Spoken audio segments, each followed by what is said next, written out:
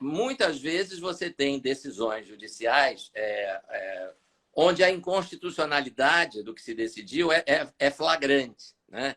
É evidente, é óbvia, não dá para disfarçar. Mas, pela primeira vez, eu vi um voto de um ministro de um tribunal superior onde a inconstitucionalidade é confessada pela própria autora do voto. Eu nunca tinha visto isso. Dizendo, olha, censura é inconstitucional, mas eu vou votar a favor porque é só até segunda-feira, né? É só um pouquinho, né? Eu vou deixar a censura só segunda-feira termina, né? Eu vou suspender, eu voto a favor da suspensão da Constituição até a próxima segunda. Isso aí é um negócio assim, a gente não sabe se ri ou se chora, Ou né? se chora. É um negócio Porque assim, seria cômico se não fosse sério, né? exatamente, é um negócio assim inacreditável. Ela está admitindo no voto que a censura é inconstitucional. Censura prévia é inconstitucional, não tem o que discutir. Não é remoção de conteúdo. É você, a priori, dizer para o jornalista sobre esse assunto você não pode falar. Que é o que o pessoal diz que acontece na Venezuela. Os jornalistas são proibidos de falar de tráfico de entorpecentes, porque tem um envolvimento enorme de setores do governo Maduro com tráfico. Então, olha, sobre tráfico você não pode falar. Sobre corrupção no governo você não pode falar. Então, isso é censura prévia. Sobre o Adélio também você não pode falar, porque o Brasil Paralelo foi censurado por um documentário que ninguém viu. É a censura do futuro, né? Exatamente. Porque ninguém viu. Então é isso, eles não podem. O tema incomoda, né? Mas o tema incomoda quem? A quem incomoda um documentário sobre a tentativa de homicídio contra o presidente Bolsonaro? No momento em que ele disputa a reeleição e existe um outro candidato de oposição. Então é muito ruim. Nós estamos vivendo um momento de perda de credibilidade do sistema de justiça brasileiro, especialmente do Supremo e do TSE. A credibilidade desses tribunais, que já não é muito grande, depois dessa eleição, eu tenho certeza que ela vai ficar ainda menor. Porque esse comportamento, quer dizer, as regras são mudadas durante o jogo, com o jogo em andamento, que é algo que a legislação proíbe. Você tem até 5 de março, se a eleição é em 2022, você tem até 5 de março para alterar as regras do jogo. Depois não pode mais.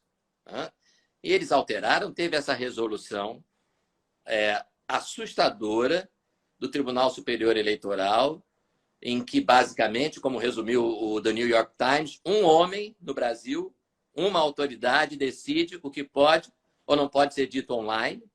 Ele vai lá, não precisa ser provocado. Ele olha para um conteúdo e diz que tem que ser removido, você não tem direito de defesa, não tem contraditório, não tem a regra da inércia do juiz. O juiz não toma iniciativa contra ninguém, a não ser que alguém o provoque. Você tem que ir lá e dizer, olha, aquilo que o seu juiz, aquilo que o Marcelo postou lá na rede social é falso, vai prejudicar o meu candidato. E aí ele decide. Ele decide, com direito a contraditório, com direito a ampla defesa, por mais rápido, por mínimo que seja. Claro que existe uma premência de tempo, mas isso não justifica que você atropele essas regras, que são o que a gente chama de devido processo legal, e que estão na Constituição. Mas nada disso está acontecendo. O TSE está atropelando tudo e todos, mas, estranhamente, na hora de fiscalizar o equilíbrio da propaganda eleitoral entre as duas campanhas, parece que ele quer dizer que não é com ele. Mas então com quem seria, né? Se ele é o Tribunal Superior Eleitoral, se ele tem ramificações, TRE, RJ, TRE-MG, TRE-SP. Então, ele tem filiais, digamos, vamos chamar assim, só para ficar mais claro, em todos os estados. Se não são eles, quem? Não, e vejam que ele tem centralizado essa sua atividade. Nós temos visto essas funções todas centralizadas no TSE. A gente não vê o TRE, praticamente, os TREs nas manchetes. A gente não vê os juízes eleitorais das diversas zonas eleitorais nas manchetes. A gente só vê ministros do TSE decidindo isso, decidindo aquilo, censurando isso, censurando aquilo. E agora, parecem querer vender uma versão de que não tem nada a ver com isso. E eu fico... me entristece muito ver setores da mídia tradicional. Você vê tem uma emissora aqui que estava fingindo até agora que o fato não tinha existido. E agora que saiu a nota oficial do TSE, uma nota dizendo que a demissão do rapaz lá, do tal Alexandre, foi por assédio moral. Imagina, que não tem nada a ver, foi só uma coincidência, né? Ele é demitido exatamente no dia que o escândalo vem à tona, né? Mas não tem nada a ver. E aí é a primeira vez que essa emissora noticia o fato. E a notícia delas, a matéria jornalística consistiu em reproduzir o press release, a nota de imprensa do TSE, né? Quer dizer, isso não é jornalismo, né? Ou pelo menos não é jornalismo.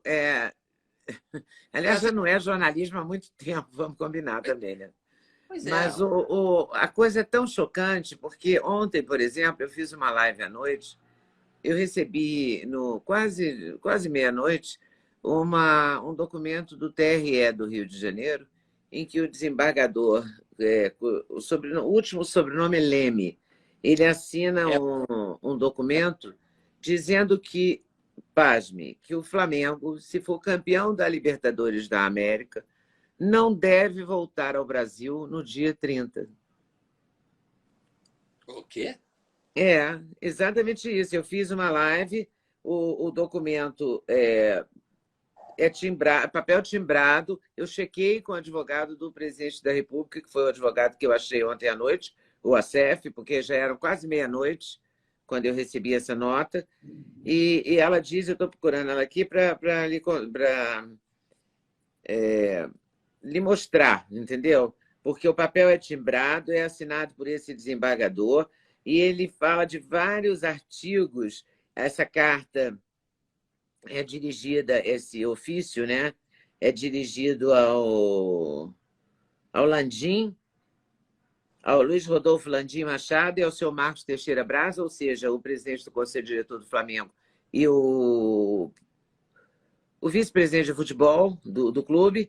E ele diz que, conforme estudo e parecer da unidade, aí é uma coisa longa, etc., mas ele diz que o Ministério Público Federal, o Ministério Público Estadual, essa presidência foi alertada para o gravíssimo risco de comprometimento das atividades eleitorais no próximo dia 30 de outubro de 2022, segundo turno da eleição, advindo do retorno, na referida data, do elenco profissional de futebol masculino do Clube de Regatas do Flamengo à cidade do Rio de Janeiro, após a realização do torneio de Guayaquil do jogo final da Libertadores.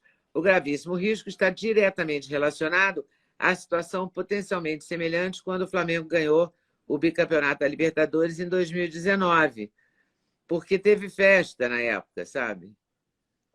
Ah, meu Deus do céu. Com a concentração de milhares de torcedores e simpatizantes do clube, superlotando equipamentos públicos, bloqueando vias e acesso ao aeroporto, que exigiu o emprego de força pública para o controle da multidão.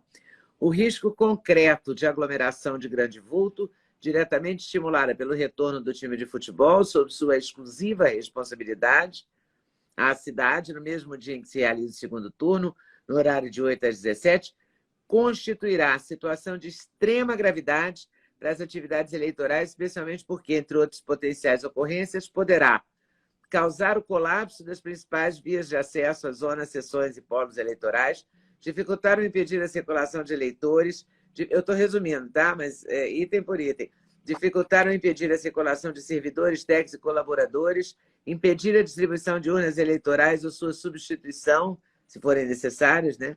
Estimular manifestação política coletiva, carreatas ou eventos equivalentes, que são terminantemente vedados pela legislação eleitoral, comprometer a livre circulação e causar inconciliável dispersão das forças federais. E, ademais, ficam vossas senhorias cientificadas que o Código Eleitoral estabelece crimes eleitorais. Aí ele fala em vários artigos: promover desordem que prejudique os trabalhos, impedir ou embaraçar o exercício do sufrágio. Ai, meu Deus. embaraçar, fraudar, concentração de eleitores sob qualquer forma, artigo 302, artigo 296, 297, concentração de eleitores, artigo 335, fazer propaganda qualquer que seja a sua forma. Então, diante da gravidade da situação, demonstra cópias do presente ofício, estão sendo direcionadas para a sua ciência também ao presidente do Tribunal Superior Eleitoral, ao governo do Estado do Rio de Janeiro, à Prefeitura, à Polícia Militar, ao prefeito do município, ao Ministério Público Federal, à Superintendência Federal. E é evidente que o dia destacado para a eleição como o ápice do processo democrático exige o compromisso e o comprometimento cívico. E lembrando que Vossas Senhorias têm sob sua responsabilidade um popular time de futebol cujas decisões influenciam e mobilizam 32 milhões de torcedores. Certo de que a Justiça Eleitoral, em especial os 9.314.259 eleitores do Estado, dos quais 7 milhões estão concentrados na região metropolitana, poderão contar com o espírito de colaboração cívica dessa importante instituição desportiva. Ou seja, o Flamengo não deve voltar no dia 30, porque se ele for campeão, se ele perder, ele pode voltar. Mas se ele ganhar, ele não pode voltar. Então, com isso, o pessoal, os jogadores e a comissão técnica também não podem votar. Já pensou? Quer dizer, você fica, você recebe, não fica proibido, mas você recebe uma ameaça, né, velada, não muito velada, de um desembargador, porque ele fala em crimes, né? Olha, vocês podem cometer crimes. Ele fala em artigos. Esse é o mesmo desembargador, Leda, que no primeiro turno disse que o eleitor que reclamasse, fizesse alguma reclamação, ele poderia ser preso, né? Você veja que coisa, né? Veja só, né, o caráter autoritário aí, a postura autoritária, né? Então, quer dizer, será que ele está fechando as fronteiras do Brasil para o time do Flamengo? Né? Como é que vai ser isso? Né? É uma coisa... E ainda fala em manifestação política. Ele está confundindo o Flamengo com um partido político. Né? A manifestação dos torcedores não é política, não. Né? É de comemoração para a vitória do seu time. Uma loucura. Né? Uma loucura. Não sei o que pensar dessas coisas, entendeu? Porque é tão inusitado, né? Então o sujeito acha que por ter uma situação que pode aí reunir muita gente e tal, a lei dá a ele um poder, né, que ele não tem. Então, talvez eu acho que ele gostaria de ter esse poder, né? Mas infelizmente para ele, e talvez felizmente para nós, ele não tem. Né? Se vai ter concentração de torcedores, então que se tomem as providências necessárias, né, para prevenir qualquer... Agora, isso aí é uma restrição inusitada à liberdade de locomoção de um time de futebol, de uma equipe técnica, dos dirigentes do clube. Ele está dizendo, olha, pensem bem, não voltem para cá, não, porque senão vocês poderão ser responsabilizados por crimes, né? Ou seja, vocês podem responder a processo criminal. Onde é que já se viu querer voltar para a sua cidade depois do jogo? Depois de uma vitória, não pode, ainda mais depois de vitória. Agora o curioso dessa história... Vem de cima. Nós estamos falando de um desembargador, de um juiz de segunda instância, tá? Que olha para cima e vê o TSE, que olha mais para cima e vê o Supremo. Tá? Lembra daquela história que o pessoal dizia lá no tempo do regime militar? Eu não lembro quem foi o político, acho que foi o Pedro Aleixo, né? Tem medo do AI-5? Perguntou para ele um ministro, né, do governo militar. O senhor tem medo de mim? E ele respondeu, não, eu tenho medo do guarda da esquina. Né? Gostou do corte que você acabou de ver? Vale a pena conferir com certeza, né? Então vai conferir muitos outros cortes no canal de cortes Leda Nagli. É claro que a entrevista completa você vai conferir no YouTube Leda Nagli, canal Leda Nagli do YouTube. Você não pode perder de jeito nenhum. Valeu, tô te esperando, hein? Vem nessa!